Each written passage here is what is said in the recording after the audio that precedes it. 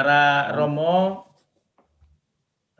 peserta ngopi, saya sebut di sini satu persatu, terutama Pak Agus Jerman yang ada di Jakarta. Kita akan memulai dengan doa pembuka. Kita bersatu dalam doa, dalam nama Bapa dan Putra dan Roh Kudus. Amin. Allah Bapa yang Maha Kudus, kami bersyukur kepadamu karena Roh Kudus yang telah Engkau curahkan ke dalam hati kami. Kehadirannya dalam hati kami telah membuat kami menjadi bait kehadiran-Mu, dan bersama Dia pula kami telah Kau lahirkan kembali menjadi anak-anak-Mu. Dialah penghibur dan penolong yang Kau utus. Dalam nama Kristus, Dialah Roh kebenaran yang memimpin kami kepada seluruh kebenaran. Semoga Dia mengajarkan segala sesuatu kepada kami dan mengingatkan kami akan firman yang telah dikatakan oleh Yesus, agar kami selalu dituntun oleh firman-Nya. Melalui Roh Kudus-Mu ini, sudilah Engkau membimbing gereja-Mu, para pemimpin dan pembantu-pembantunya, serta kami para peserta ngopi. Berilah mereka kebijaksanaan yang sejati, semoga karena bimbingannya kami semua lebih menikmati buah-buah roh, kasih, sukacita, damai sejahtera, kesabaran, kemurahan, kebaikan, kesetiaan, kelemah lembutan, dan penguasaan diri. Melalui Roh Kudus, pula sudilah Engkau membimbing umat-Mu untuk peka dan setia kepada kehendak-Mu, untuk tetap tabah dalam penderitaan, berani menjadi saksi-Mu, saksi putra-Mu, berani menjadi pelayan-pelayan sesama, dan menjadi terang serta garam dunia.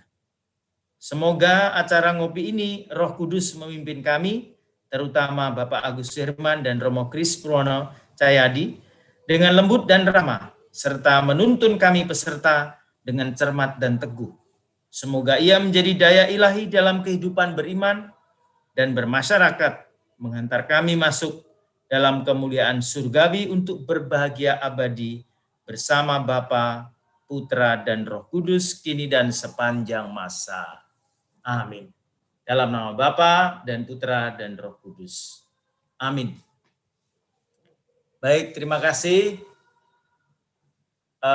Mungkin Rumul mau menyapa, mau menyampaikan teknikal atau tidak perlu, silakan.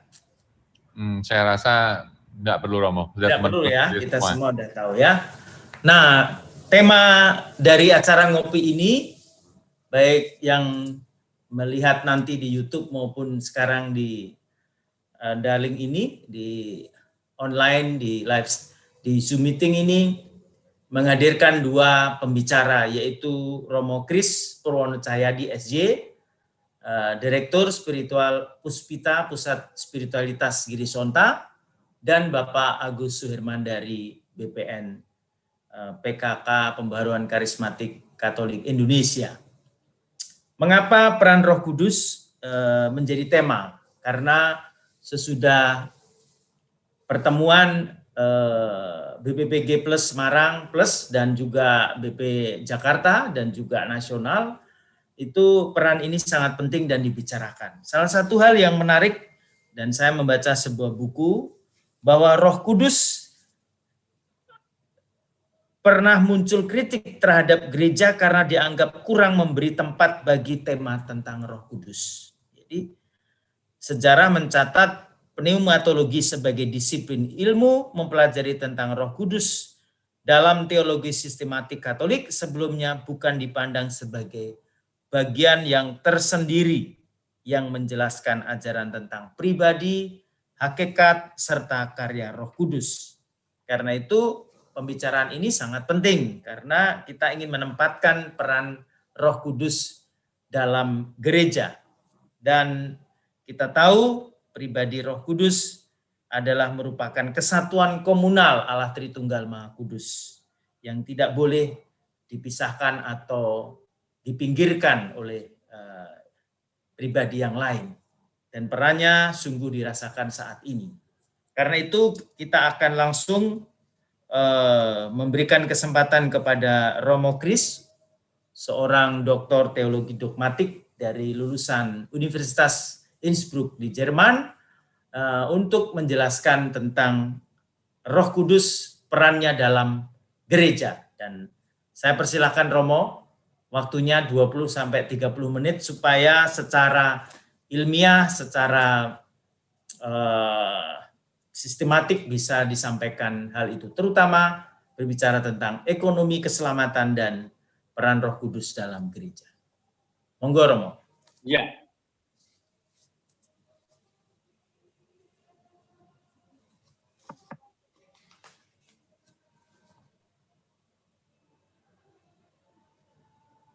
Bentar.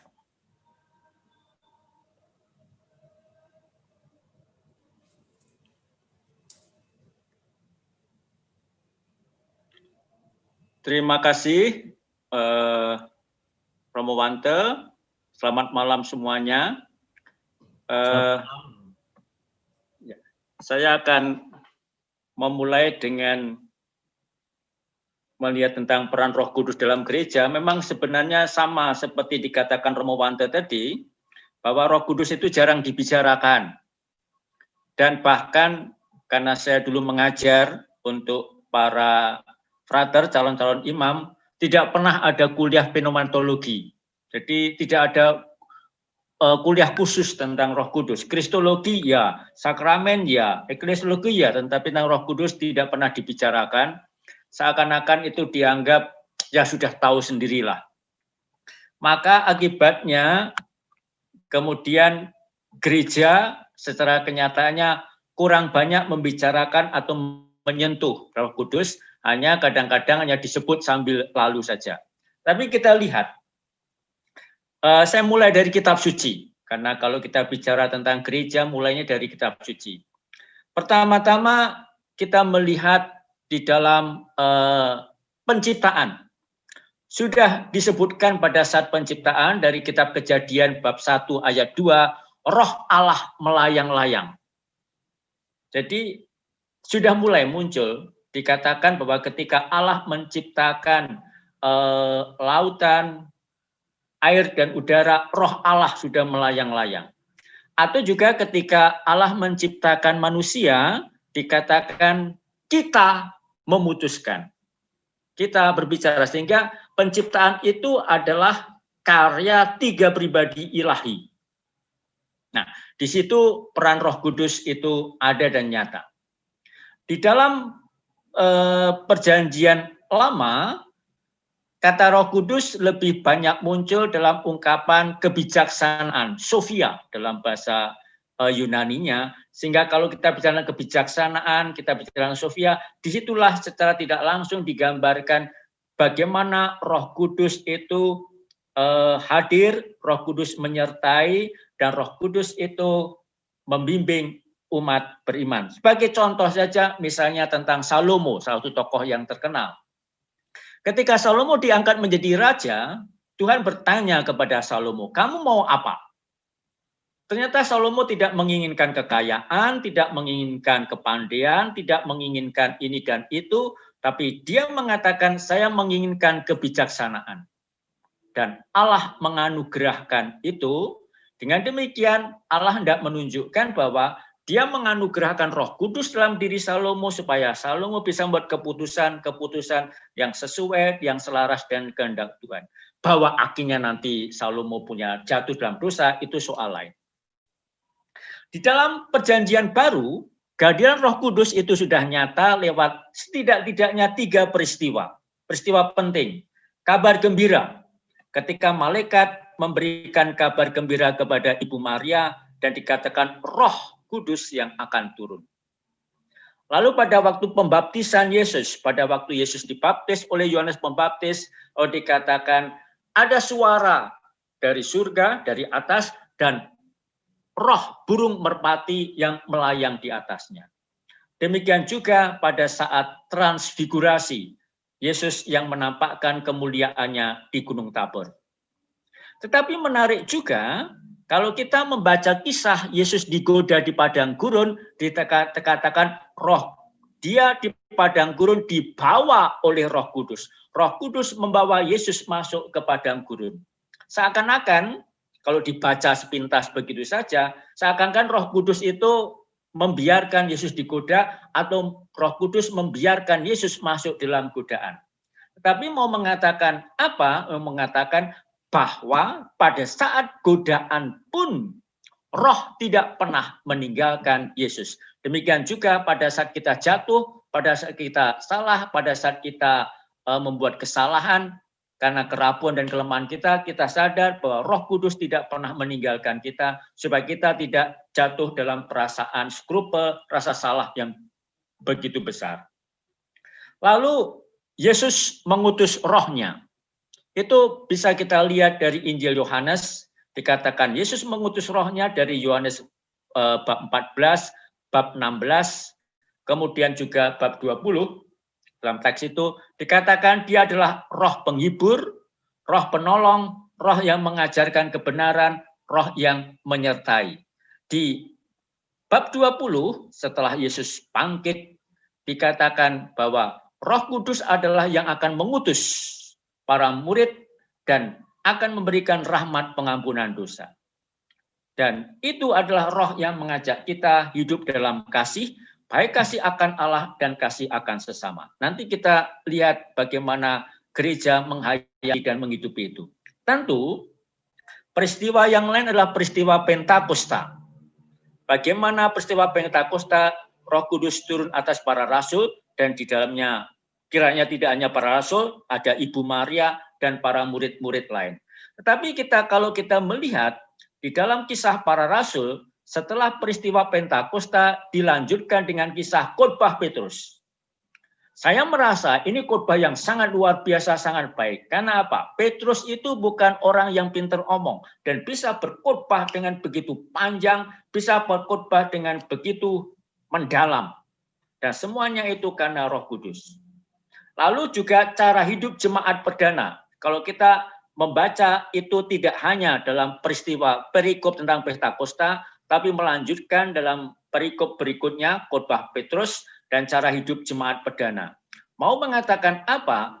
Buah dari kehadiran Roh Kudus, buah dari turunnya Roh Kudus itu tampak nyata dari mana bagaimana Petrus mewartakan iman akan Yesus Kristus, bahwa dia itu diangkat Allah dan duduk di sisi kanan Allah, dan bahwa percaya pada Roh Kudus, menghidupi hidup beriman dalam terang bimbingan Roh Kudus, membawa kita untuk menghayati cara hidup jemaat perdana yang cirinya adalah berkumpul bersama, berdoa, bertekun setia dalam pengajaran para rasul, dan juga dalam pemecahan roti. Tetapi yang perlu menarik adalah dikatakan apa ciri jemaat pertama itu, cirinya adalah gembira dan tulus hati. Nah, kiranya mau mengatakan buah dari hidup yang diterangi dibimbing oleh Roh Kudus dalam cara hidup jemaat perdana itu adalah gembira dan tulus hati. Nah, lalu Roh Kudus tinggal di dalam kita. Ini dari teks Paulus, bahwa apa artinya hidup dalam Roh? Paulus mengatakan menjadikan kita anak Allah dan berseru ya Aba, ya Bapa. Dari surat Santo Paulus kepada umat di Roma maupun surat Santo Paulus kepada umat di Galatia. Roh yang menjadikan kita senantiasa merasakan dan mengalami Allah tinggal di dalam kita. Kalau dalam pewartaan malaikat tentang kelahiran Yesus dikatakan dia adalah Emmanuel, Allah beserta kita. Allah beserta kita yang ada dalam sejarah, tetapi Emmanuel, Allah beserta kita juga di dalam diri dan hati kita masing-masing, dan itu hanya terjadi berkat Roh Kudus. Dalam tradisi gereja, nah, dikatakan salah satu yang bagi saya penting di awal gereja dari tradisi bapak-bapak gereja, mohon maaf saya itu orang dogmatik soalnya, sehingga senantiasa mengutip tradisi. Dikatakan Santo Irenaeus mengatakan Allah itu bekerja dengan dua tangan, dengan sabda dan dengan roh. Sabda dan roh. Maka kalau misalnya di dalam gereja ini nanti kita lihat bagaimana gereja menghidupinya itu. Kalau kita hanya berfokus hanya pada Kristus, maka bisa dikatakan dalam bahasa kasarnya kita hanya punya satu tangan. Kalau hanya hierarki belaka, hanya kuasa belaka, kita hanya punya satu tangan, maka perlu dilengkapi sabda dan roh itu kuasa dan karisma. Hierarki dan karunia karismatis dalam diri kita masing-masing. Karena Allah bekerja dalam dua tangan itu. Maka tidak hanya struktur belaka, tidak hanya organisasi belaka, tetapi juga roh. Bagaimana kita menghidupi itu. Tetapi kurang direfleksikan. Karena apa? Dalam kenyataannya tradisi gereja ini terlalu fokus pada Kristus. Itu tidak berarti sesuatu yang salah, tetapi kurang lengkap. Nah, kurang fokus karena Roh Kudus kurang diperhatikan, fokusnya pada Kristus karena Kristus, kuasa, hierarki, lalu gereja. Sehingga akibatnya lalu kita kurang memperhatikan aspek yang lain. Bahkan ketika menjelang Konsili Vatikan kedua sudah muncul keluhan mengapa tentang Roh Kudus tidak pernah ada sebuah refleksi yang mendalam. Tetapi Konsili Vatikan kedua terlalu sibuk dengan banyak urusan lain sehingga itu kemudian tidak lagi dibicarakan. Tetapi itu pernah sempat diangkat dan mendapatkan tanggapan yang cukup baik. Sekarang ini saat mulai mengangkat refleksi akan Roh Kudus. Mengapa menjadi penting? Karena kita tidak lagi punya problem tentang persoalan-persoalan doktriner terkait dengan kristologi, maka tampaknya ini menjadi saatnya. Nanti kita lihat bagaimana dokumen gereja di zaman Paus Fransiskus ini mulai menyinggung soal itu, karena Paus Fransiskus ini pernah dikatakan ini Paus karismatik. Paus yang tidak hanya dekat tapi punya hati dengan kelompok karismatik. Nah, bagaimana itu nanti kita lihat saja. Karena betul di fakultas-fakultas teologi, pneumatologi, yaitu ilmu tentang Roh Kudus tidak disinggung dan tidak dipelajari. Roh Kudus disadari dalam konteks keselamatan, itu dalam tradisi gereja. Konteks keselamatan. Apa itu konteks keselamatan? Bahwa Roh Kudus itu adalah ikatan kasih yang menyatukan. Ikatan kasih yang menyatukan Bapa dan Putra, ikatan kasih yang menyatukan antara Allah dan manusia, ikatan kasih yang menyatukan antara gereja sebagai institusi, gereja sebagai tubuh rohani, ikatan kasih yang menyatukan antara yang kelihatan dan yang tidak kelihatan, ikatan kasih yang menyatukan antara tanda dan sarana dalam sakramen dengan misteri Allah. Tetapi tidak hanya ikatan kasih yang menyatukan, Roh Kudus juga disadari menyertai perutusan. Perutusan kita di dunia ini adalah perutusan dalam konteks keselamatan. Menyatakan, menyebarkan karya keselamatan Allah supaya semakin banyak orang mengalami karya keselamatan, mengalami penebusan yang dilaksanakan oleh Yesus Kristus, dan itu dijalani perutusan kita masing-masing berkat, karena, dan dalam Roh Kudus. Semua umat beriman berkat Roh Kudus mempunyai kepekaan akan ajaran iman. Mempunyai kepekaan akan ajaran iman. Nah, yang bawah itu. Sensus fidei, kepekaan iman. Semua umat beriman, semua orang yang sudah mendapatkan baptisan, itu berarti menerima karunia Roh Kudus.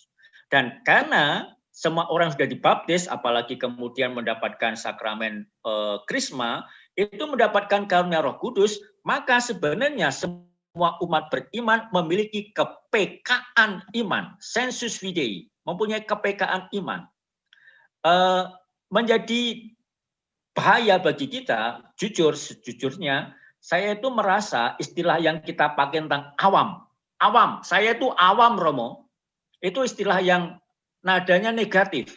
Kalau orang tuh menekankan saya ini awam, orang tidak melihat bahwa awam, dalam tanda petik, dan imam, itu sama-sama mendapatkan karunia Roh Kudus, karena apa? Semuanya sudah dibaptis.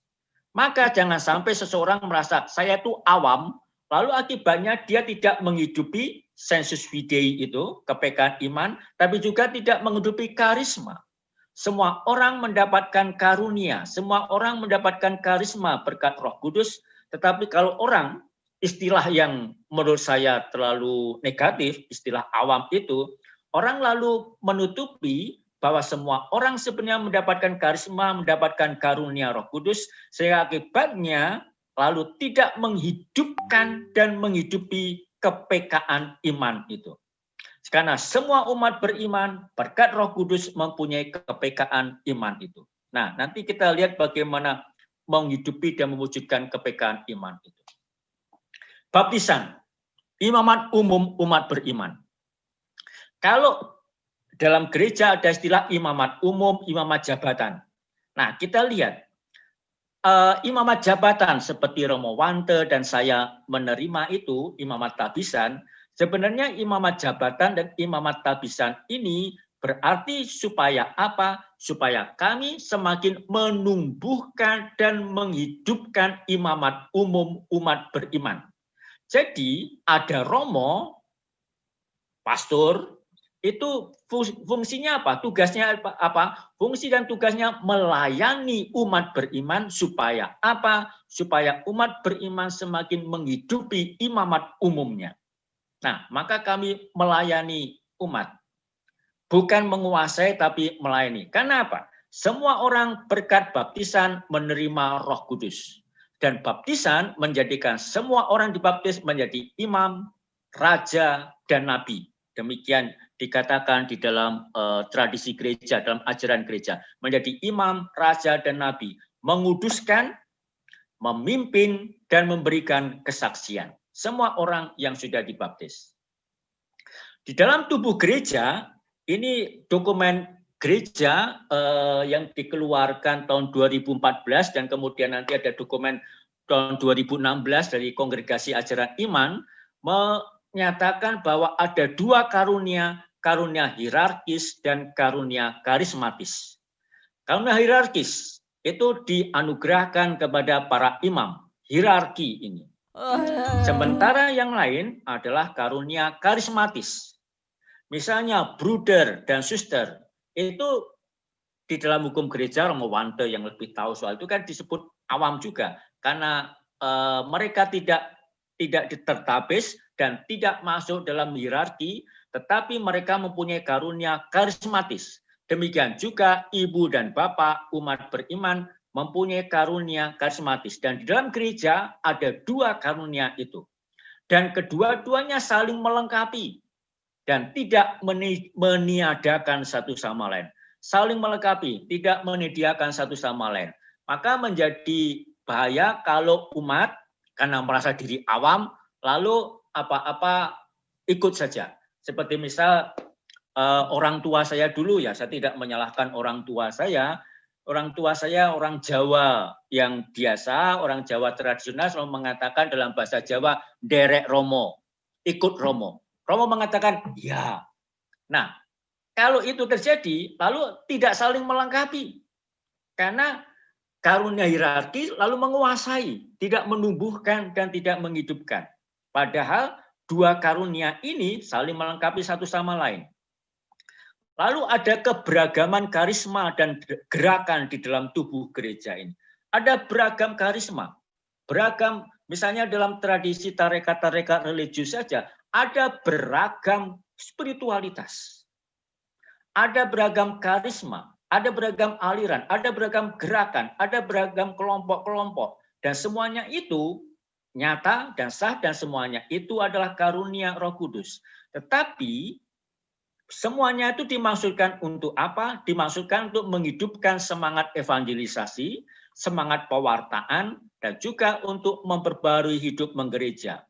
Semakin gereja itu, karena gereja kita adalah gereja Katolik, dan Katolik itu berarti umum, artinya apa? Semakin semuanya itu beragam, semakin semuanya masing-masing menyumbangkan karismanya masing-masing, bakat dan kemampuan masing-masing, gereja semakin hidup, gereja semakin tumbuh. Maka ada keberagaman itu. Gereja dan kita diharapkan respect pada karisma masing-masing, menghargai ciri karismatis di dalam tubuh gereja, dalam diri masing-masing orang. Dan kalau gereja semakin setia menghargai respect pada karisma dan menghargai ciri karismatis umat beriman, maka gereja akan semakin mampu menyentuh hidup umat. Demi tumbuhnya kasih, menyentuh hidup umat. Karena itu yang lebih penting, menyentuh hidup umat. yang Paus Fransiskus suka memakai gambaran gembala yang berbau domba, menyentuh hidup. Nah, itu hanya mungkin kalau kita menghargai karisma itu. Karunia karismatis pada pribadi menjadi bagian dari gereja dan terarah pada kedalaman hidup menggereja. Bahkan dikatakan di dalam dokumen gereja, menarik, dokumen itu judulnya Juveniscat Ecclesia. Jadi dokumen gereja tentang bagaimana menghidupkan, menumbuhkan, menyemangati lagi hidup gereja, dan dokumen itu berbicara tentang karunia karismatis itu.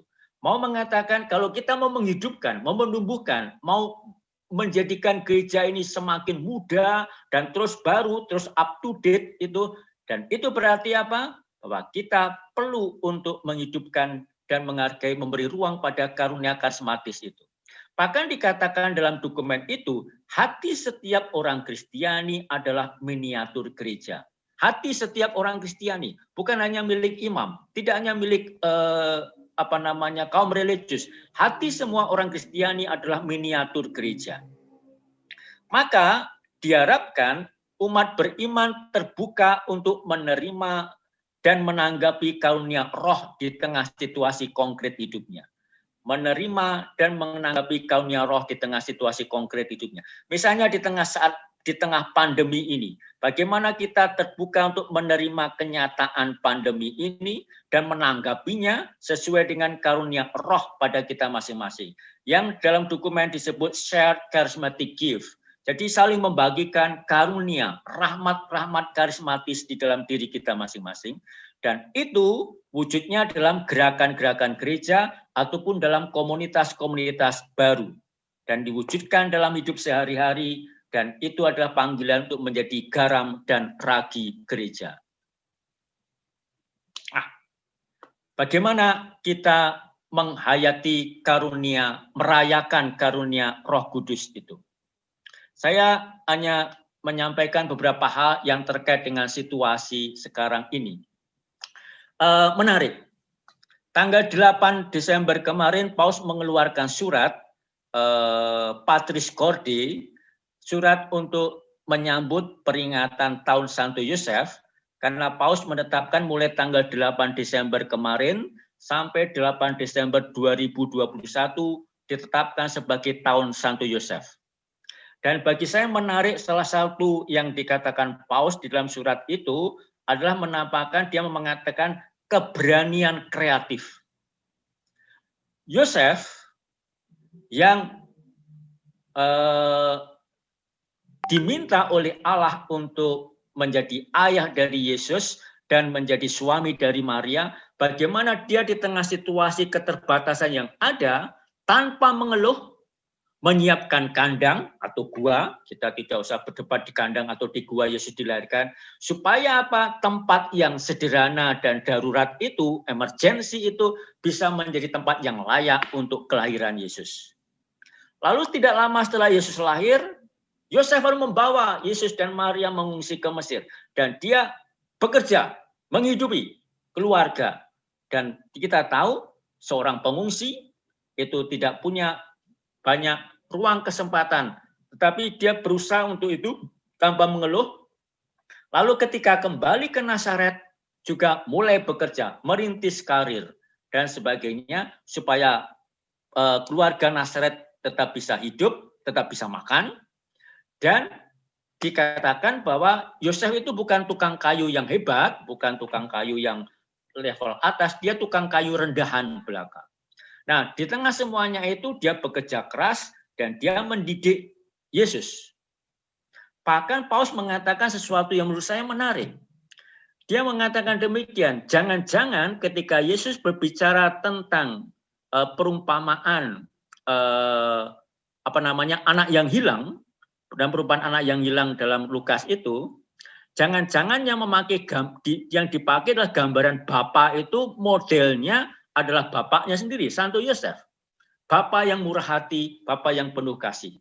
Nah, itu mau menunjukkan bahwa bagaimana Yosef itu betapapun tidak mendapatkan penampakan master langsung, tapi lewat mimpi, dia membiarkan diri dituntun oleh Roh Kudus, sehingga Yosef mempunyai keberanian kreatif. Berani, tapi juga punya kreativitas dalam menghadapi krisis ini. Dan bagi saya menarik, Paus menghadirkan tahun Santo Yosef ini seakan-akan memberikan kepada kita, di tengah situasi krisis ini, di tengah situasi pandemi ini loh, contohnya loh. Karena kita senantiasa mencari contoh. Contohnya ini, teladannya adalah Yosef. Yosef adalah man of crisis, orang yang hidup di tengah krisis dan bertahan di tengah krisis itu.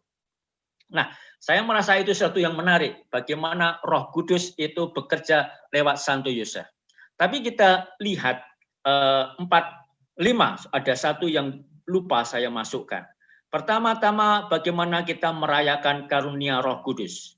Karena Roh Kudus kita rayakan di dalam komunitas gerejani dan insani. Nah, mengapa? Dokumen gereja ketika bicara tentang hidup berkomunitas, hidup bersama, selalu melihat tandanya, cirinya adalah Allah Tritunggal. Kesatuan trinitaris, kesatuan antara Bapa, Putra, dan Roh Kudus, itu adalah acuan bagaimana kita membangun hidup bersama, hidup dalam persekutuan ini. Maka dia juga mengajak kita bisa membangun persekutuan kebersamaan komunitas kalau kita juga membiarkan diri dituntun dan dibimbing oleh Roh Kudus. Misalnya dalam keluarga, membiarkan diri dituntun dan dibimbing oleh Roh Kudus. Karena saya suka bicara demikian, hati-hati dengan kecenderungan kita yang kadang-kadang suka mengatakan dulu, biasanya, jangan-jangan dengan kata dulu, biasanya kita lalu mematikan inspirasi Roh Kudus. Karena roh bertiup kemana dia mau, demikian dikatakan di dalam Injil Yohanes. Tapi juga merayakan karunia Roh Kudus itu bagaimana kita menghidupi lingkungan, kelompok-kelompok kita, supaya lingkungan kelompok kita tetap mempunyai hidup. Nah, dalam konteks Bali, saya tidak sangat ahli dalam hal itu, Banjar.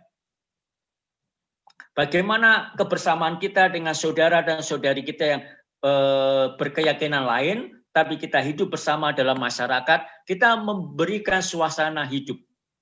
Karena apa? Di situ dalam komunitas-komunitas itu, roh itulah yang mempertemukan dan yang mempersatukan.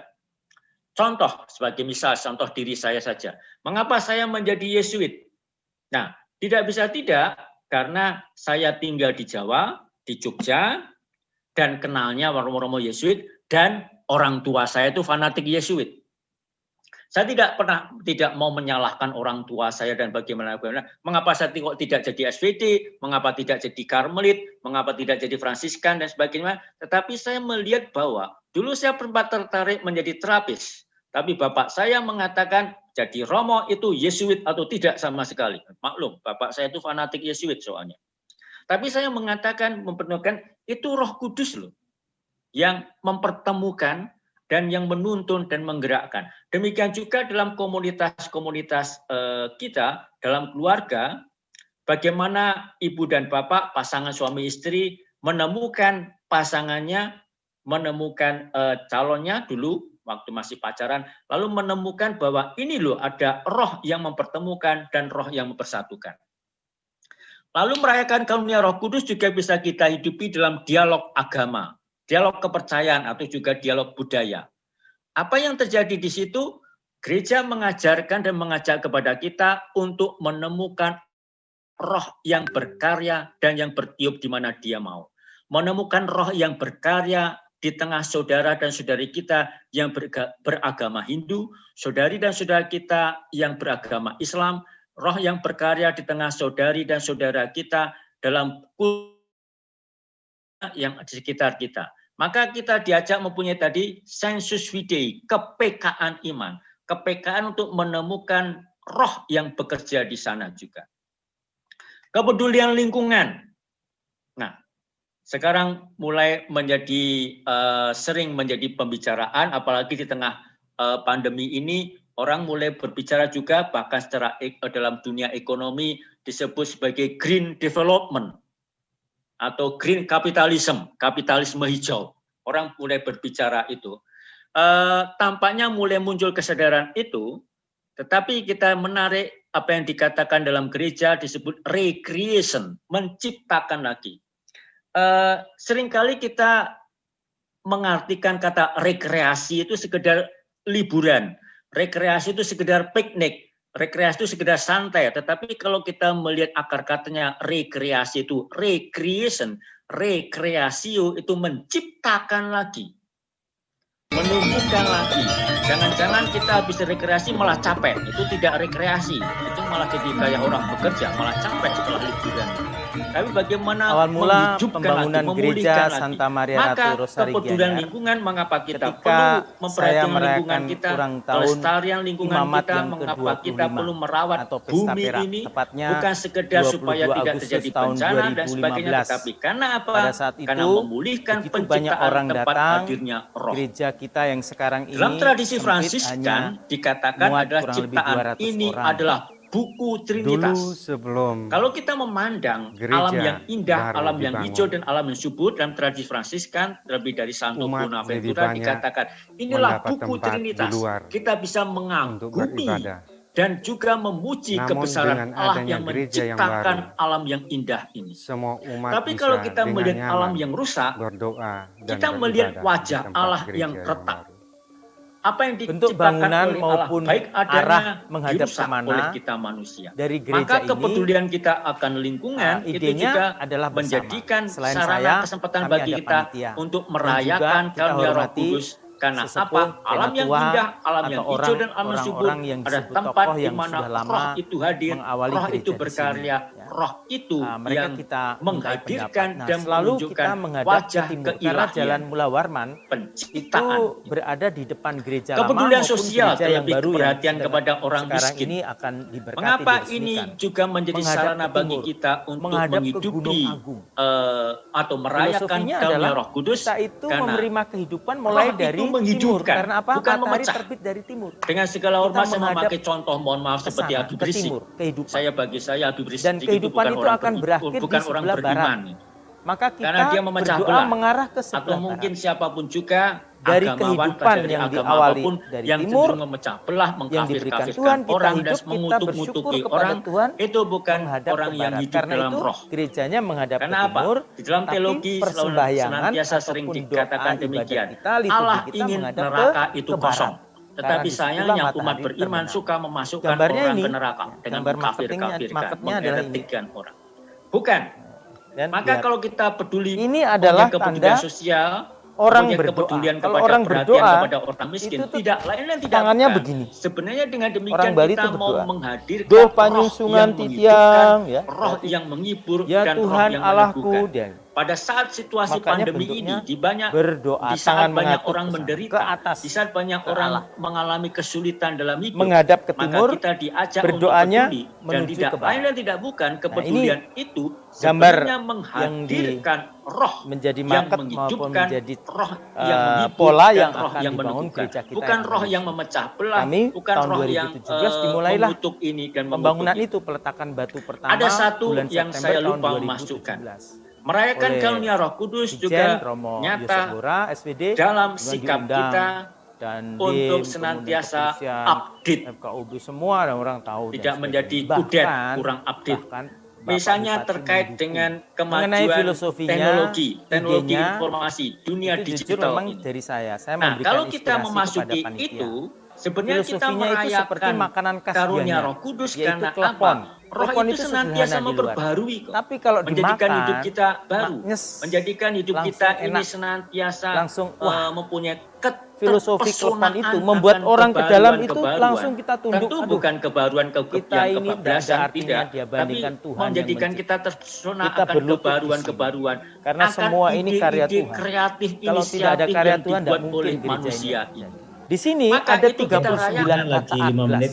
39. Maka itu kita Kemudian ada rayakan, jalan maka salib. itu Kemudian kita di sini sambut ada dengan peristiwa gembira, supaya Lazarus apa? Supaya yang kita menjadikan masuk ke dunia dalam kehidupan kerajaan ini surga. Itu ada semakin di sini. indah, semakin Dan di belakang berkembang, sini dan juga ada. juga Nah, ini kita persembahan dari diajak umat untuk semua. melihat roh bertiup Gereja kemana ini dia mau. saya berharap bukan hanya 50 Lalu tahun, dua tetapi 100 tahun lebih masih dua kuat, kesimpulan dari kokoh. bagaimana Ini kita ditancap di merayakan sini, karunia Roh Kudus ini itu, tiang-tiang ini dengannya 11 meter dengan kita sampai merayakan tek karunia lagi Roh 9 Kudus, lagi. kita mewujudkan Yosef, buah-buah Maria, dan anak rohani, Yesus itu kasih, keluarga kudus sukacita, pakai kas, damai pakai sejahtera, nadat Bali seperti tetapi ini. juga Tapi kas itu dari Bali. Galatia yang lebih Maksudnya lengkapnya, apa? Galatia 5, Maksudnya tapi iman juga kita itu harus menghidupi kontekstual. kedewasaan Iman manusiawi kita itu lainnya, jangan import kebijaksanaan, dari Eropa, kesabaran, tapi kontekstual ketulusan, Bali. keteguhan, dan sebagainya. Nangun sat Dan kerti lo kembali. dengannya kita Artinya, menghidupi saya buah di rohani, sini hidup dalam saya sabda beriman dan sesuai sakramen. dengan konteks Nah, budaya saya, yaitu terakhir, Bali.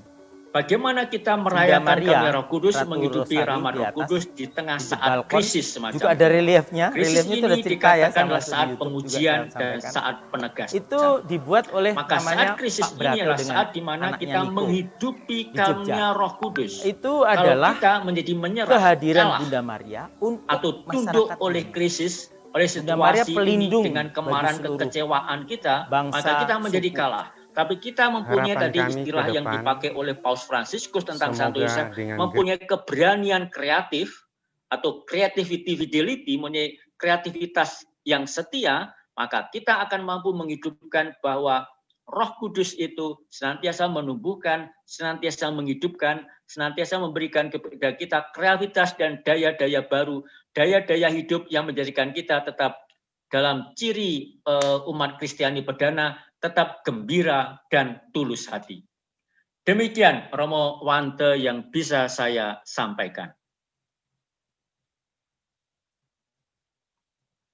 Terima kasih Romo Kris, tepuk tangan untuk semuanya ya. Mari kita lanjutkan. Bapak Agus Suherman, umat Kristiani yang terbaptis, ya saya tidak berani nyebut awam ya, karena tadi sudah disinggung Romo Kris ya, jadi umat Kristiani yang terbaptis luar biasa, kita sama. Nah, bagaimana penerapannya ini BPN dan Roh Kudus ini supaya jangan mengawang-awang. Indonesia ini sudah 30 tahun BPN dan karismatik sudah masuk di Indonesia. Sejak tahun 75 Monsieur Leo Sukoto. Bahkan lebih. Sekarang silakan Bapak Agus Herman bercerita. Terima kasih Romo Wante, terima kasih Romo Kris yang mengupas Roh Kudus sangat detail. Saya hanya mau sharing beberapa hal mengenai pengalaman hidup kita di dalam bergereja. Nah, saya mungkin banyak kesamaan dengan umat Katolik yang lain, karena latar belakang saya sebagai seorang pengusaha, dan hari-hari kita dari Senin sampai dengan boleh dikatakan Jumat, itu kerjanya berkecimpung di dalam uang saja, boleh dikatakan. Sedangkan kalau ke gereja itu ya kita karena dari kecil sudah dibaptis secara Katolik, kita ke gereja hari Minggu, seminggu sekali, dan selebihnya kembali lagi ke pasar bebas. Ya. Sehingga seperti tadi yang Romo katakan, di dalam gereja pun jarang sekali yang namanya diceritakan bagaimana Allah Tritunggal, khususnya Allah Roh Kudus. Tapi pengalaman saya yang akan saya bagikan malam hari ini seperti slide saya yang pertama, yaitu dari kitab Yohanes 14 ayat 16. Yesus berkata bahwa aku akan minta kepada Bapa dan ia akan memberikan kepadamu seorang penolong, supaya ia menyertai kamu selama-lamanya, yaitu Roh kebenaran. Dunia tidak dapat menerima dia sebab dunia tidak melihat dia dan tidak mengenal dia, tapi kamu mengenal dia sebab ia menyertai kamu dan akan diam di dalam kamu. Jadi saya share mengenai pengalaman yang paling boleh dikatakan berat yang pernah saya alami, yaitu pada waktu krisis ekonomi tahun 98. Di mana pada waktu itu saya rasa usaha tahun 98 itu dibanding dengan pandemik yang ini, itu boleh dikatakan banyak pengusaha yang kalau ditinju itu dikatakan knockout. Ya. Termasuk saya waktu itu. Kebetulan kami hubungan paling banyak dengan luar negeri dan importir, sehingga waktu itu hutang dolar yang begitu menggunung dan membuat kehidupan kita jungkir balik. Tapi pada waktu itu saya bersyukur saya sudah gabung di dalam gerakan karismatik ini, dan pada waktu itu saya diberi Tuhan hikmat untuk saya berdoa bukan krisis ini yang menjadi seringkali dalam hal kalau kita dapat masalah, banyak dari kita berdoa supaya masalahnya berlalu. Tapi pada waktu itu saya tahu bahwa ini roh penolong yang satu ini luar biasa. Juga bukan hanya menolong tapi memberi kita kekuatan yang luar biasa. Sehingga pada waktu itu saya hanya berdoa kepada Tuhan yang mana hutang kita dari 1 menjadi 7. Ya, 7 kali dolar waktu itu. Saya berdoa, saya bilang, Tuhan beri saya kekuatan untuk dapat melalui semuanya ini. Sama seperti sekarang masalah pandemik yang kita hadapi. Untuk apa kita berdoa supaya pandemiknya cepat berlalu? Kalau sekarang saya berdoa, Tuhan beri saya kekuatan untuk supaya saya dapat menaikkan imun tubuh saya dan lain sebagainya, kekuatan untuk menghadapi pandemik ini. Ini yang pertama yang saya mau share sama Bapak Ibu malam hari ini.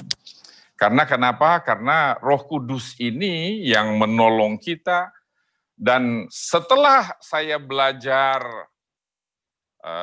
di dalam kegiatan ini, hal yang kedua yang saya alami, Bapak Ibu yang terkasih, juga Romo, berapa banyak sih dari kita kaum awam ini yang mau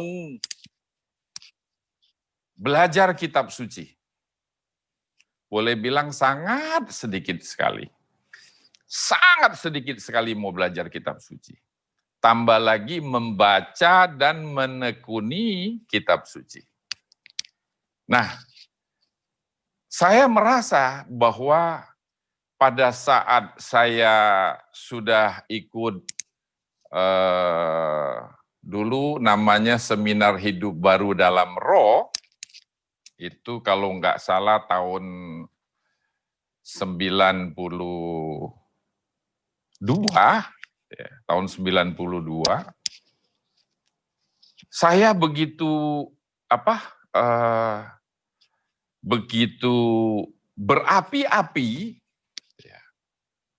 untuk mau mendalami kitab suci mulai dari Kejadian sampai Wahyu. Dibaca, didalamin gitu. Yang tadinya sentuh kitab suci aja nggak pernah. Tapi di dalam kehidupan bergereja ini, pengalaman saya di dalam, saya tahu bahwa itu adalah tuntunan Roh Kudus yang luar biasa dalam hidup ini.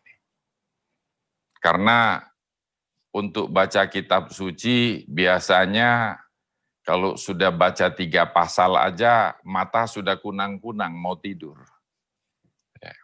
Dan itu saya rasa dialami oleh semua orang walaupun Romo sekalipun. Tapi pada waktu itu di tengah saya sendiri, ya kan, saya bisa punya semangat yang terus ingin baca, dan sudah selesai baca ulang lagi gitu terus gitu. Ini yang saya ngalamin, dan saya percaya bukan hanya saya aja yang ngalamin, dari teman-teman yang malam hari ini juga hadir. Pasti, dan saya percaya pasti Roh Tuhan yang luar biasa ini yang menuntun, kalau tidak nggak mungkin. Ya. Nah, hal yang ketiga yang saya bisa dapat lagi, Bapak Ibu yang terkasih, adalah kalau dulu saya ini, nah seperti tadi ya Romo Kris bilang jangan bilang dulu, tapi saya harus sampaikan. Dulu saya tuh cuma doa Bapak kami sama Rosario aja. Doa yang lain itu nggak bisa. Saya rasa bapak-bapak juga banyak ngalamin hal ini. Ya. Yang saya doa itu cuma doa Rosario, ke gereja hari Minggu, Salam Maria. Nggak bisa kita berdoa dengan susunan kata yang cukup baik gitu ya. Itu saya ngalamin di dalam kehidupan bergereja. Jadi itu hal yang ketiga, nggak bisa berdoa. Karena kalau kita berasa pagi hari doa Bapak kami, mau makan pun kita doa Bapak kami Salam Maria. Ya, kan? Karena pada waktu sejak SD, sejak dibaptis, ya kan kita sekolah Katolik, ya kan. Mau masuk sekolah pun doanya Bapak kami. Pulang sekolah doanya Salam Maria. Jadi itu aja yang kita doa. Ini karena kurangnya, ya saya rasa kurangnya kita dibekali dengan apa itu karya Roh Kudus. Jadi, nah pengalaman saya itu saya juga bagikan kepada Romo, Bapak Ibu yang malam hari ini ikut ya. Dan juga yang lebih luar biasa lagi yang saya alami adalah bagaimana kita hidup bisa berkomunitas bersama-sama, belajar mengalahkan ego kita bersama-sama dalam komunitas itu, dan mendudukkan diri kita sebagai seorang pelayan, bukan seorang, misalnya saya di kantor punya karyawan bisa ratusan, tapi sekarang dalam pelayanan saya harus melayani dan harus menerima pendapat orang lain dan lain sebagainya. Saya percaya kalau itu tidak tuntunan Roh Kudus, tidak akan bisa.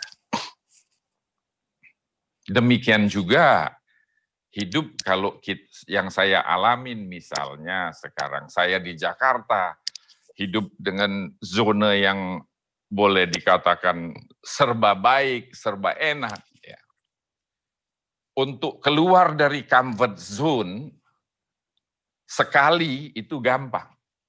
2 kali keluar masih bisa. 3 kali keluar dari comfort zone, misalnya biasa tidur di hotel bintang 5, ini tidur di losmen. Belum tentu gampang. Tapi kalau sudah berkali-kali, berarti ada kekuatan yang Roh Kudus berikan dalam kehidupan kita itu. Nah, ini yang saya mau share kepada Bapak Ibu malam hari ini, bahwa seperti slide saya yang nomor 3, Roma 8 ayat 26 dikatakan, demikian juga Roh membantu kita dalam kelemahan kita, sebab kita tidak tahu bagaimana sebenarnya harus berdoa, tapi Roh sendiri berdoa untuk kita kepada Allah dengan keluhan-keluhan yang tidak terucapkan. Saya betul-betul mengalami keadaan ini, ya kan. Khususnya pada saat masalah bertubi-tubi datang kepada kita. Mana bisa kita berdoa dengan konsentrasi, tapi dengan kuasa Roh Kudus kita mengalami bahwa doa kita dengan kata-kata yang tidak terucapkan, tapi Allah tahu apa yang ada dalam hati kita. Ini yang saya ngalamin juga. Nah, Bapak Ibu yang terkasih, di slide saya yang terakhir di Kisah Rasul ayat 2, pasal 2 ayat 17. Ini yang saya ingin share kepada kita malam hari ini, bahwa akan terjadi pada hari-hari terakhir, demikianlah firman Tuhan, bahwa aku akan mencurahkan rohku ke atas semua manusia. Maka anak-anakmu laki-laki dan perempuan akan bernubuat, dan taruna-tarunamu akan mendapat penglihatan-penglihatan, dan orang-orangmu yang tua akan mendapat mimpi.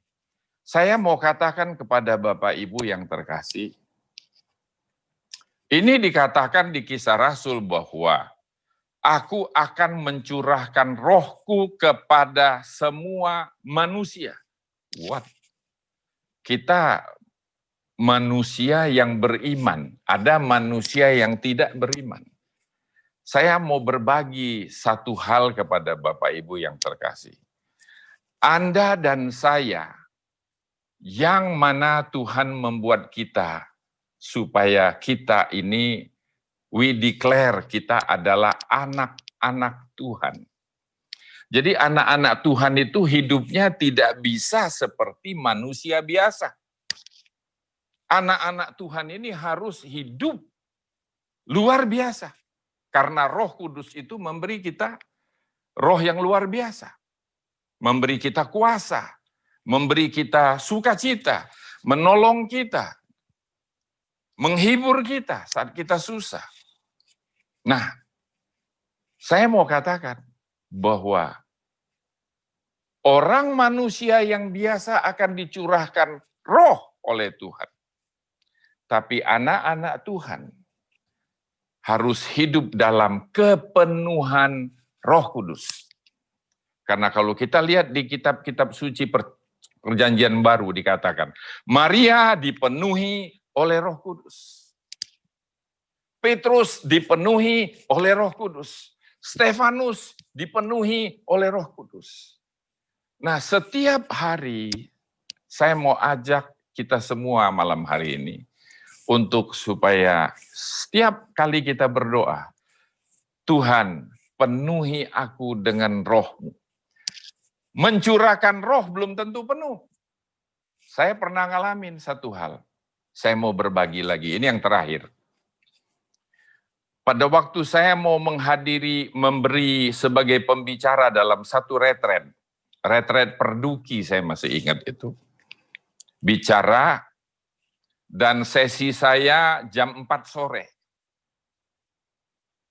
Supaya saya tidak terlambat, jam 1 saya dari Jakarta. Acaranya di Gunung Gelis, kalau dari rumah saya ke Gunung Gelis itu kira-kira 40 menit. Namun hari itu, saya berhenti di jalan tol, macet jalan tolnya, sampai jam 2 belum nyampe, jam 3 belum nyampe. Teman-teman tanya, Pak Agus posisi di mana? Oh, saya sudah di Ciawi, tinggal sedikit lagi. Tapi rupanya ada presiden mau lewat, jalanan ditutup. Dan 3:30 masih di jalan tol, belum bergerak 100 meter pun. Mendadak tiba-tiba, saya di dalam mobil ya hanya berdoa aja. Dan saya beritahu sama teman-teman, mendadak mobil saya diketok oleh satu anak masih kecil.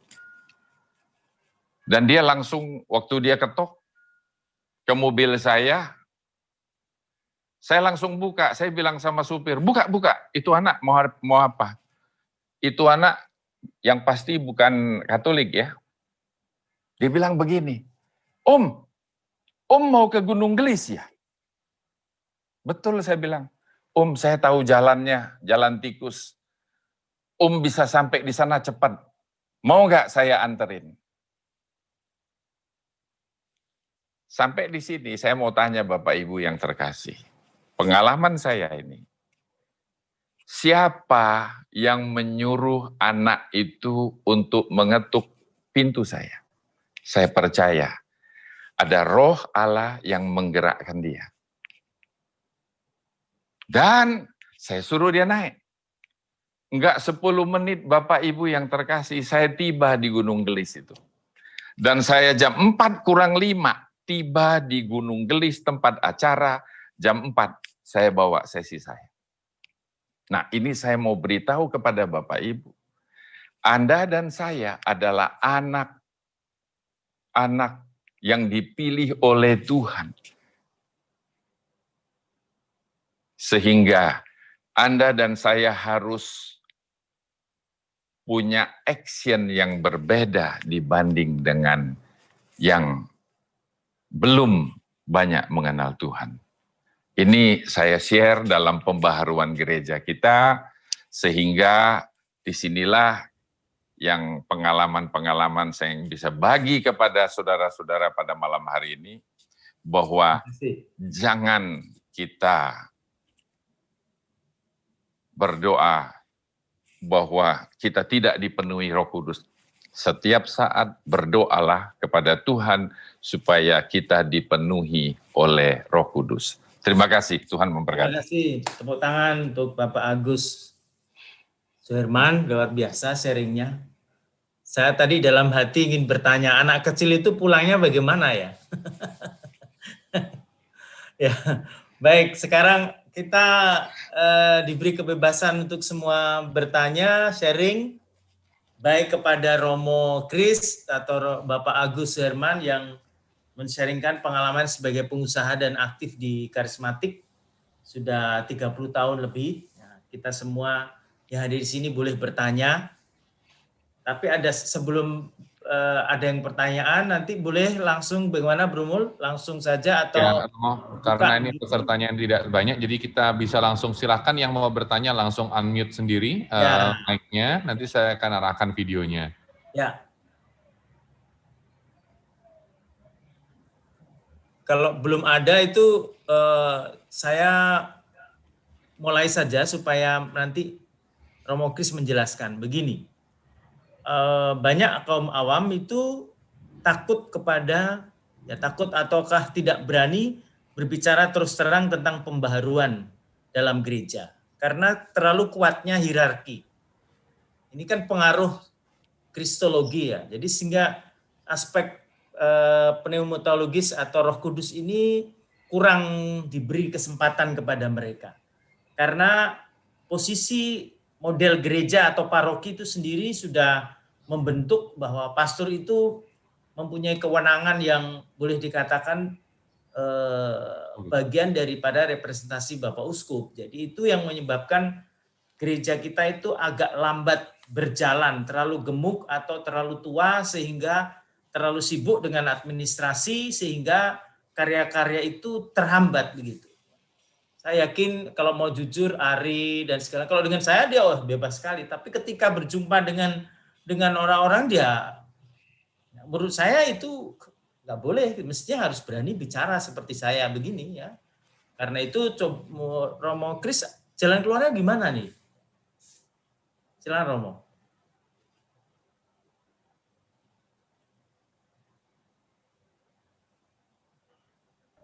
Romo Kris, silakan. Di mute Romo.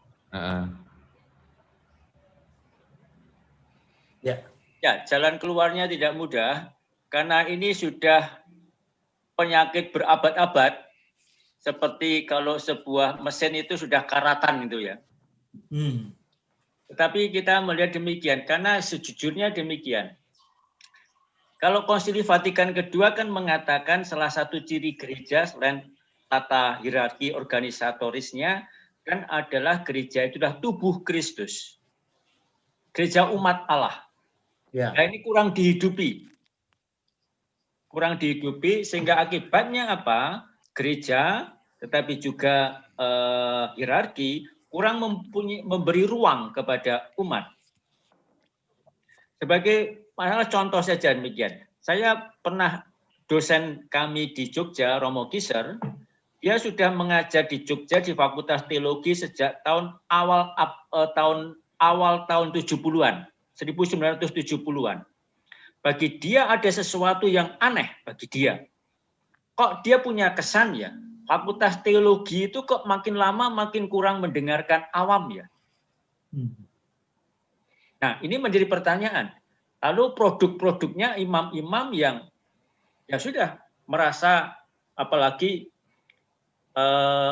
penekanannya pada imamat jabatan, bukan imamat pelayanan. Dan kalau penekanannya pada imamat jabatan, bukan imamat pelayanan, maka akibatnya kurang mampu memberi ruang kepada berbagai macam inisiatif dan inspirasi dari atas, dari bawah.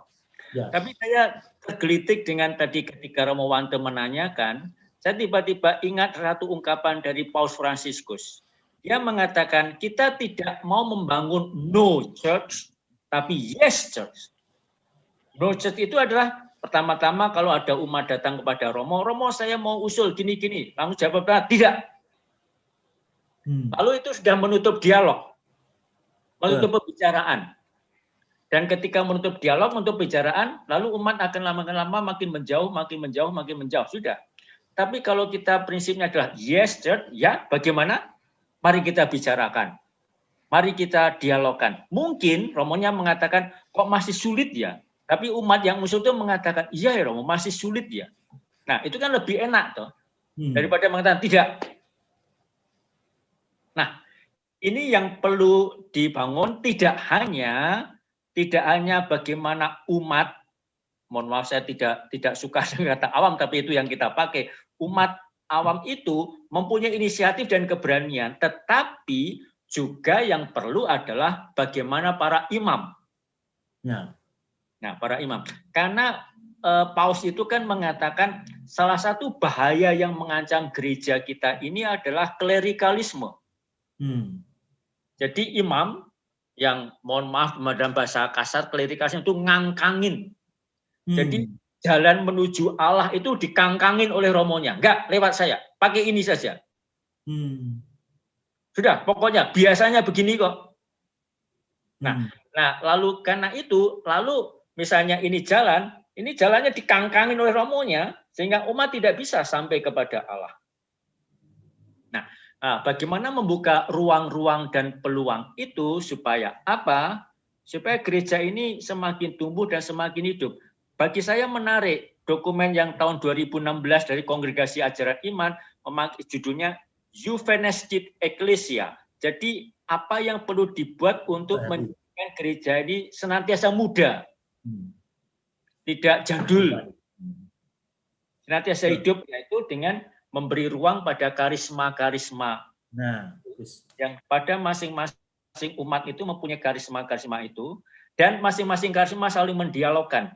Kan seringkali juga dalam gereja ini bahayanya kan kelompok satu sama kelompok lain seakan-akan saling bersaing, merasa saya yang lebih Katolik daripada yang lain. Ini juga bahaya. Nah, bagaimana keberagaman itu bisa kita wujudkan? Dan ini PR yang besar. Ya. PR besar bagi kita semua, tidak hanya bagi imam, tetapi juga bagi umat. Bagaimana umat juga mempunyai keberanian dan keteguhan. Karena roh itu kan juga memberanikan kita, roh yang menjadikan kita berani, bukan roh yang roh penakut, bukan roh penakut. Demikian. Terima kasih Romo. Ya, silakan yang lain. Ari sudah senyum-senyum, Pak Vincent masih merenung kira-kira. Ayo bangkit kaum awam ya. Kalau saya yes church, silakan ya. Malah awam saya tantang sekarang. Ayo. Ini mestinya awamnya sampai keteter ya Romo. Romo Kris mau tanya Romo. Ya. Siapa ini? Nova. Silakan. Ini kan saya ini kan umat yang statusnya awam ya, kembali lagi bedanya awam sama imam. Tadi kan Romo sudah sampaikan sebetulnya tidak ada beda awam sama imam. Tapi itu kan dari sudut pandangnya Romo. Kalau saya sebagai awam terus menjelaskan ke awam yang lain gimana ya supaya bisa mantep itu Romo. Karena kalau saya ngomongnya seperti itu, Iku lah omonganmu dewe, ingin ngatur-ngatur menyamakan dengan Romo. Ini loh supaya nyampaikannya enak dan ini begini Romo, kan saya ini kan termasuk salah satu yang kadang-kadang ditunjuk untuk menyampaikan renungan gitu Romo. Waduh. Itu seolah-olah kok saya kalau pas di depan itu kok kayaknya encer gitu ya, padahal sama-sama awamnya, tapi mereka kok lihat saya gitu terus kemudian saya menyampaikan sesuatu hal yang renungan gitu kok sawangannya kok saya kok seperti orang yang hebat, padahal ya kita sama-sama sebagai umat, hanya saya menang semalam gitu aja belajar yang bisa tak sampaikan ke renungan gitu loh. Tapi saya kalau jalan di luar ya sama-sama sebagai umat, cuman saya mau menyampaikan kita itu loh sama, saya juga mau ngajak yang lain tuh berani nyampaikan, jangan renungannya sampean aja Pak Noval, yang lain tuh yang ngomong gitu loh. Kita sama-sama belajar gitu loh. Ya. Memang tidak seperti imam yang sudah belajarnya tahunan dan khusus. Nah, saya cuma belajar semalam 2 malam gitu aja, sok-sok berani nyampaikan renungan gitu loh Romo. Nyampaikan ke teman saya itu bagaimana supaya mereka enggak terus down, karena tadi kan juga Romo nyampaikan bahwa kalau terus ada Romo yang terserah saya gitu ya istilahnya, umatnya juga jadi enggak berani apa-apa gitu Romo. Ya. Baik. Itu kira-kira ya. Silakan.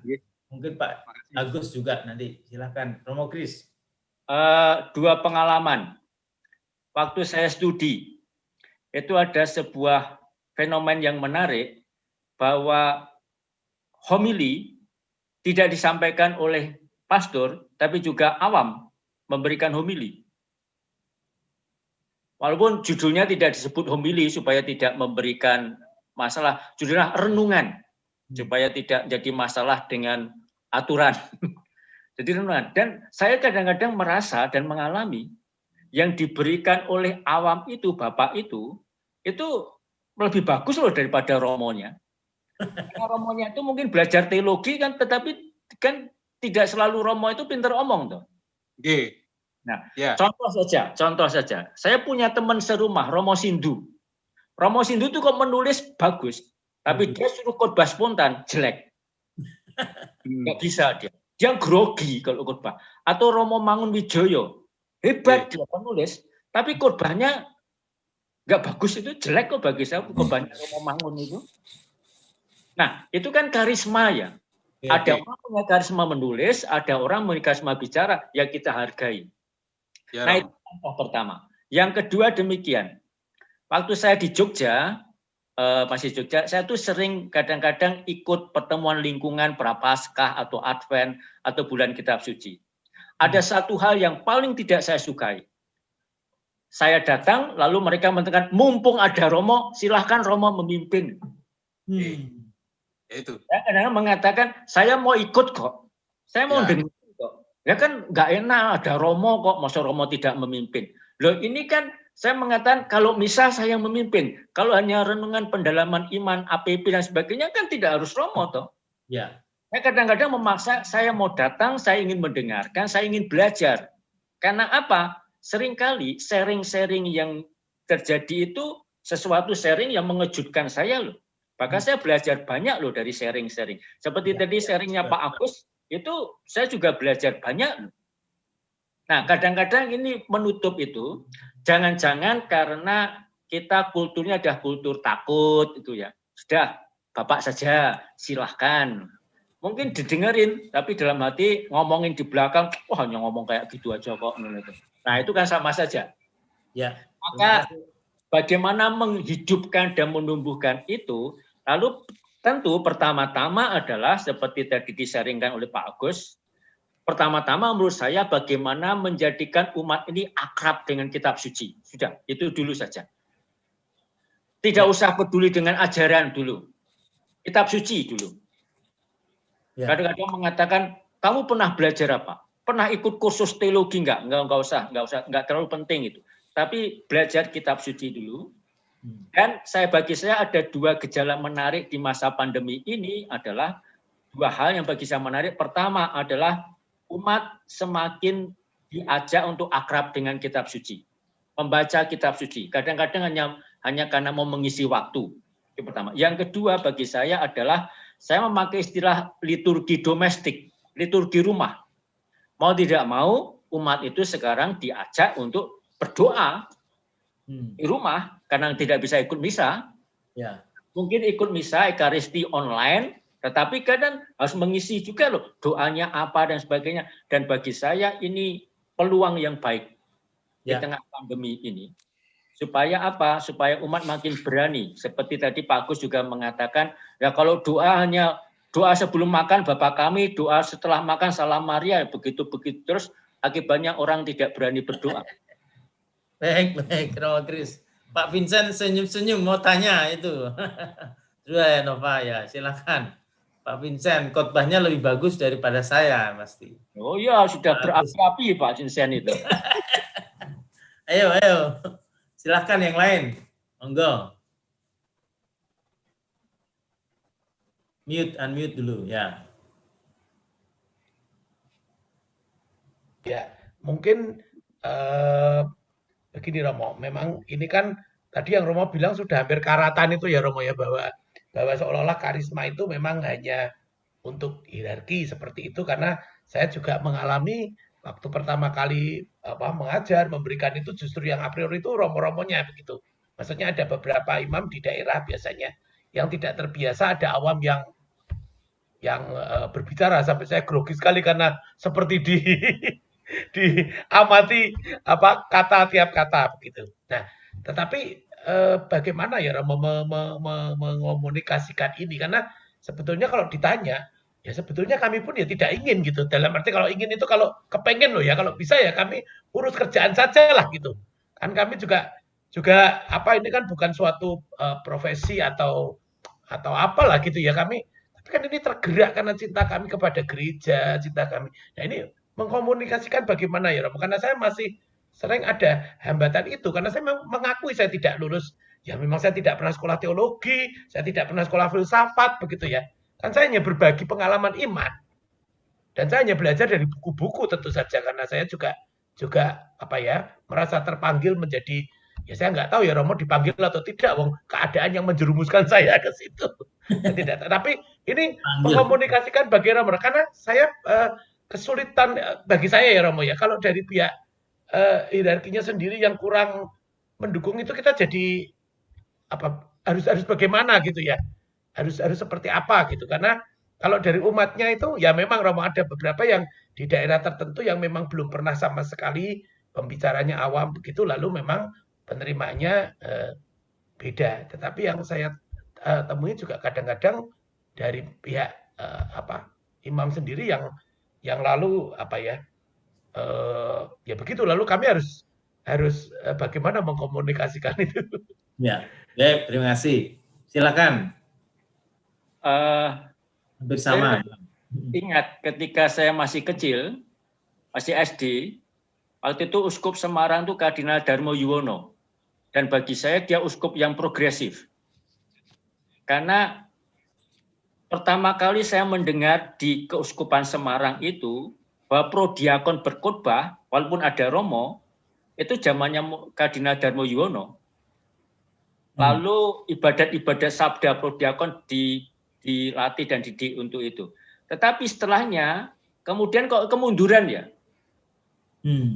Padahal ini bagi saya sebuah inisiatif yang menarik. Karena bapak saya waktu itu, bapak saya ya orang biasa, tapi karena jadi prodiakon lalu membaca kitab suci. Karena besok diminta untuk berkhotbah. Kan bapak saya itu pintar omong juga, senang omong. Maka dia belajar itu. Nah ini kemunduran ini, saya tidak tahu mengapa waktu itu tidak lagi dilanjutkan. Tapi, Vincent, tiba-tiba saya tadi ingat, beberapa hari yang lalu saya itu ketemu Kardinal Darmo. Kardinal Darmo itu bercerita bahwa ada sekelompok umat di Jakarta melaporkan uskup ke Jakarta ke Roma.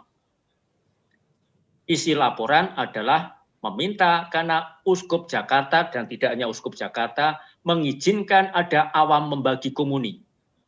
Karena itu tidak boleh terjadi. Yang berhak membagi komuni adalah imam orang tertabis. Misalnya, Romo Wante misalnya di paroki Gianyar hanya Romo saja membagi komunion, misalnya berapa jam nanti Romo? Apalagi paroki-paroki besar di Jawa. Tetapi bagi saya yang aneh, Kardinal Darmo mengatakan di tengah zaman seperti ini kok banyak ya muncul ya kelompok-kelompok yang seperti itu ya, yang justru malah mematikan awam. Nah, sehingga saya bisa mengatakan seperti dikatakan oleh Paus Fransiskus, klerikalisme itu bukan penyakitnya kaum klerus saja, tetapi juga penyakitnya awam. Nah, Penyakitnya awam, sehingga awam tidak sadar bahwa dia itu mendapat karunia Roh Kudus. Sebenarnya tadi Pak Nova mengatakan, loh kita kan awam, loh bedanya Romo dan awam, kesamaannya kan sama. Kami itu kita kan sama-sama dibaptis. ya.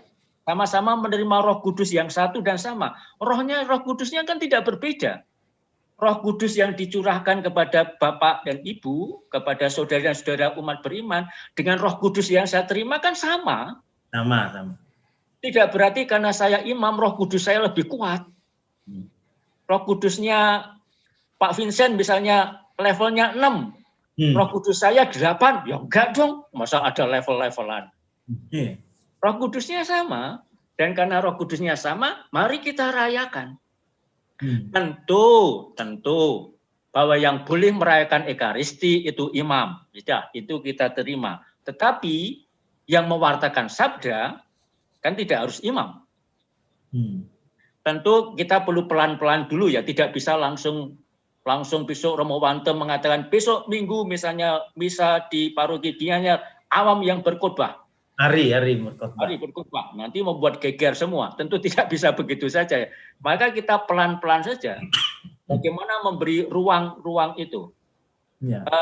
Karena saya pernah menjadi pastor paroki di desa. Bagi saya menjadi pastor paroki di desa itu lebih enak daripada di kota. Ketika pastor paroki di desa, kan harus berbahasa Jawa. Dan saya itu harus mengakui saya bahasa Jawa kromo itu tidak fasih. Maka kadang-kadang saya mengundang, ayo Bapak coba cerita ini. Kok Injilnya mengatakan gini-gini, kenapa ya? Kok Yesus mengatakan gini, kenapa ya? Oh mungkin karena begini Romo, karena begitu Romo. Nah itu pada spontan. Dan mereka sama sekali tidak pernah belajar teologi atau filsafat atau apa. Tetapi itu bagi saya menarik. Lalu saya berkhotbahnya mulai dari itu. Nah benar toh seperti yang dikatakan Bapak ini atau Ibu itu, karena begini. Nah sudah toh selesai. Mari kita lanjutkan persembahan. Tidak perlu khotbah saya. 7 menit. Lalu membuka. Terima kasih Romo Kris. Itu yang terjadi. Ya. Silakan yang lain. Terima kasih Romo. Ada waktu. Ya. Nanti Pak Agus juga bicara terakhir ya. Ayo Ari atau siapa ya di sini ada nih, Hongki. Siapa yang lain? Ardian. Siapa yang mau bertanya? Ya, ini penting sekali ya. Kita biarpun supaya gereja dibaharui, gereja umat Allah. Kalau Ya, saya mungkin sangat Romo, gesture. mau menambahkan saja mungkin ya, ini memang di sini kami banyak yang dari pembaruan karismatik Katolik.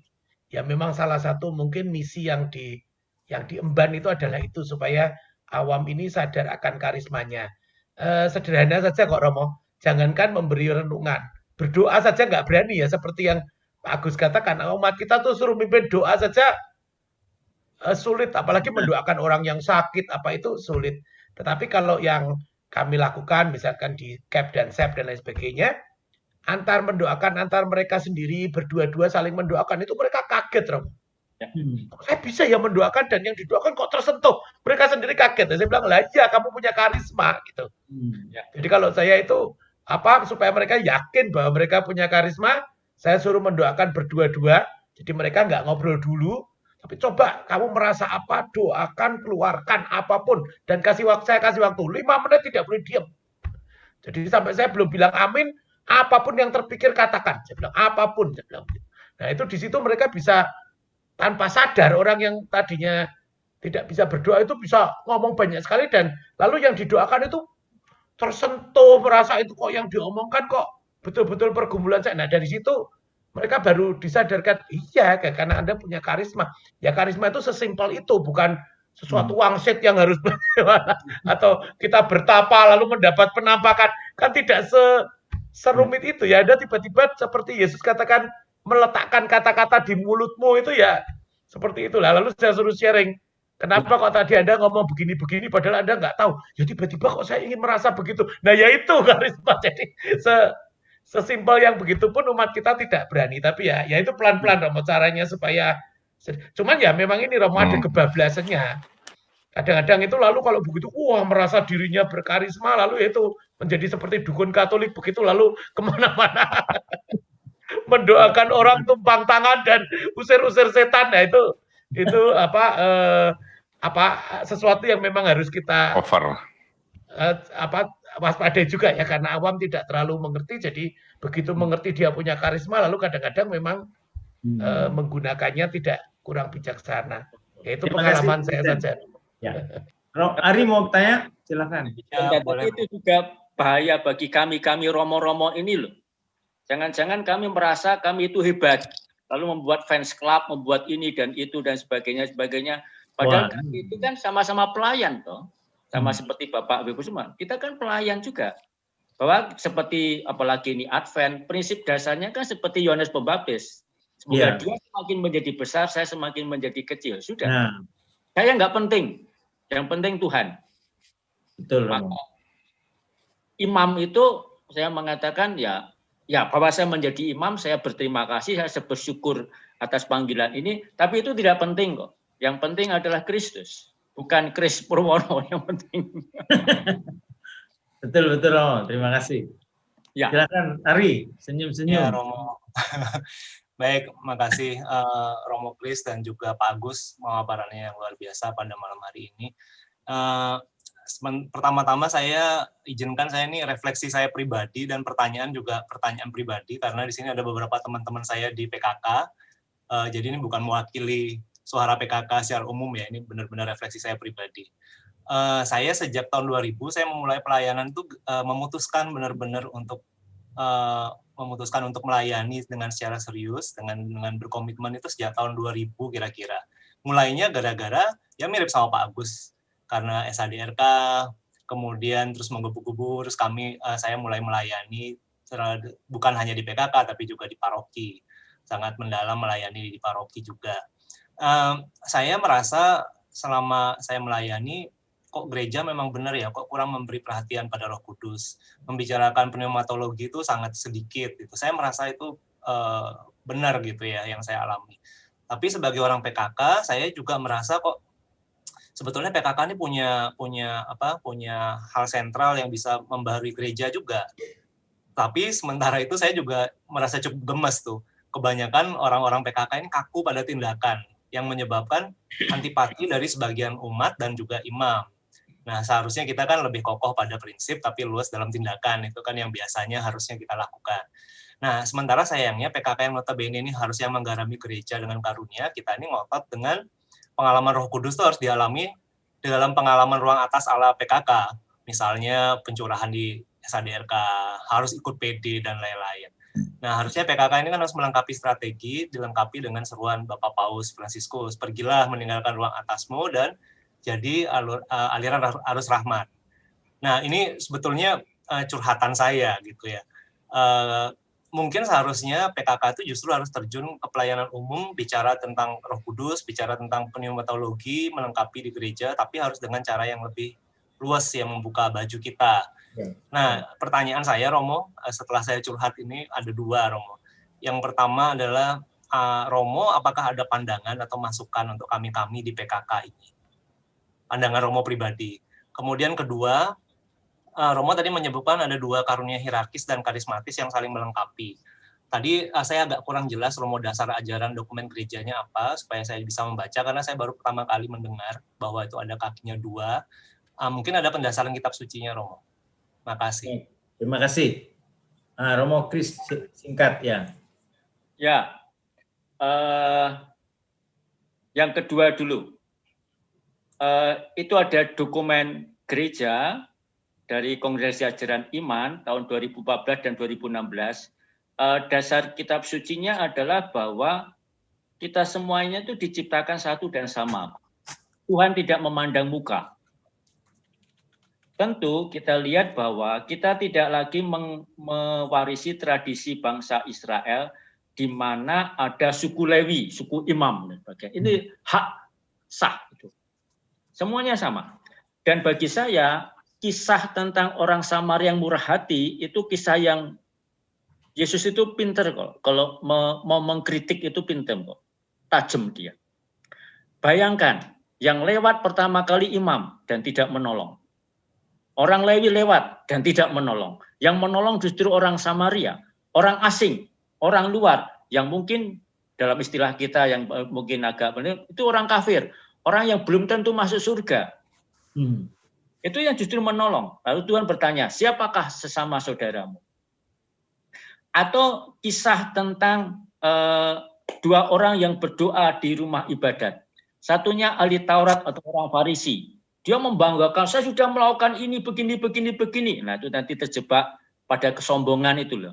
Semua aturan agama persepuluhan sudah ini saya lakukan. Wah hebat sekali.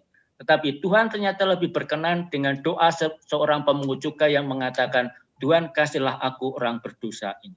Dosa. Ya. Padahal dari segi perbuatan, orang pemungut cukai itu berdosa. Orang Farisi itu hebat. Tetapi Tuhan lebih melihat apa? Kerendahan hati dan ketulusan dan kejujuran itu.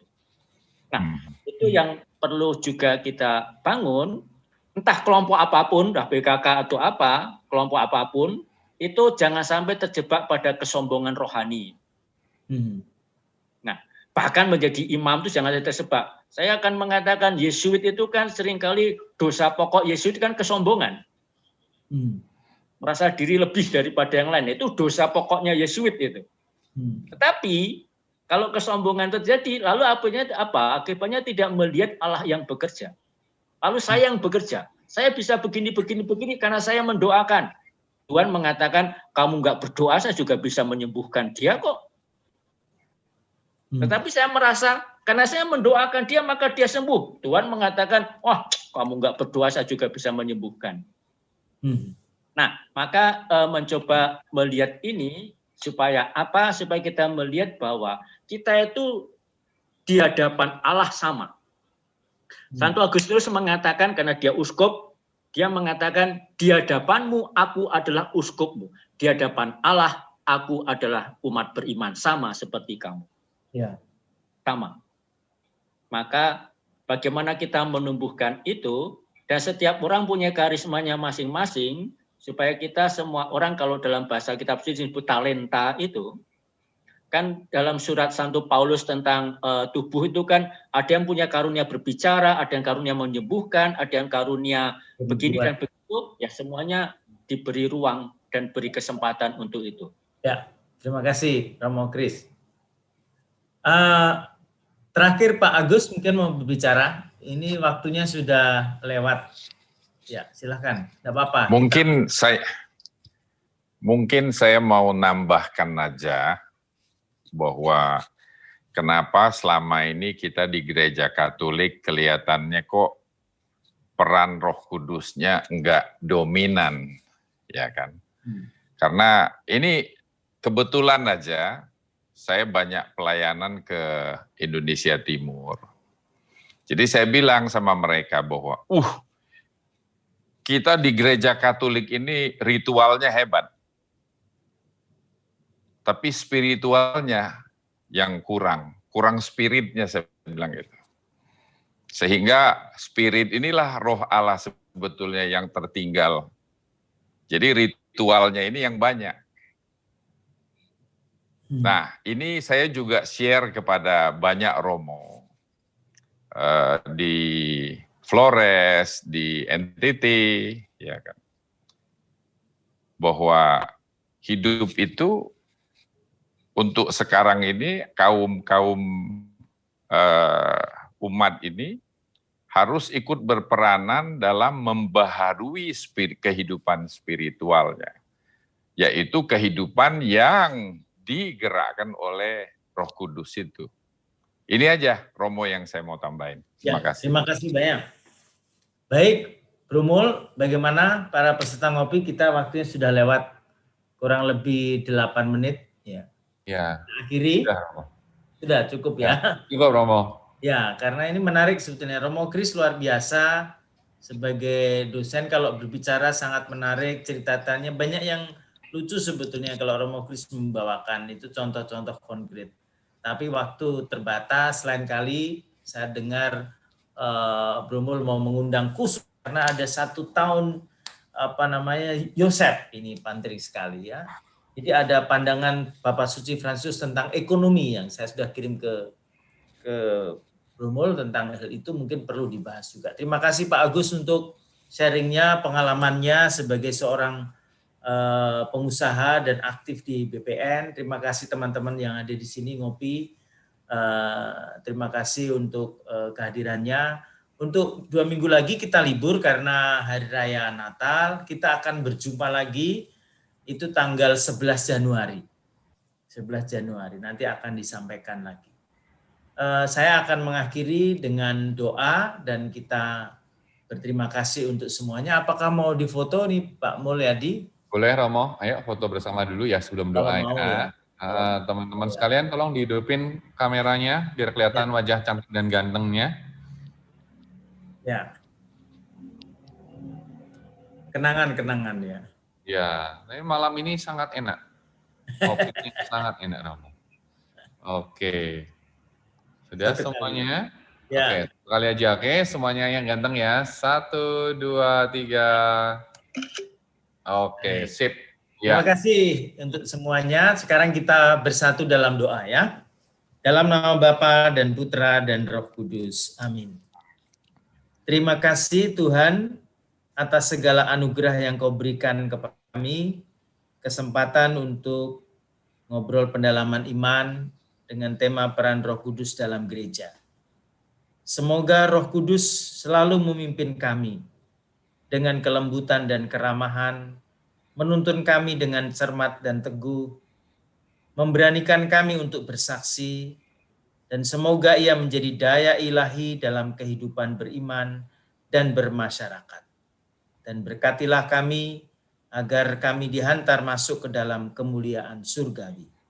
Doa ini kami sampaikan padamu dengan pengantaraan Kristus Tuhan kami. Amin. Amin. Dalam nama Bapa dan Putra dan Roh Kudus. Amin. Amin. Romo Kris, matur nuwun, terima kasih. Sama-sama. Terima kasih Agus, Terima semuanya. kasih Romo, terima Romo kasih Pak Kris, Agus, terima terima kasih. kasih Romo Wante, Bro Vincent. Chris, sampai ketemu. Sehat. Ketemu. Sehat-sehat. Terima Ketemu kasih. besok Pak Vincent. Yuk. Jumpa lagi, Tuhan berkati semuanya ya malam. Mari-mari, selamat malam. Malam. Berkah dalam. Adalah Berkah dalam Romo.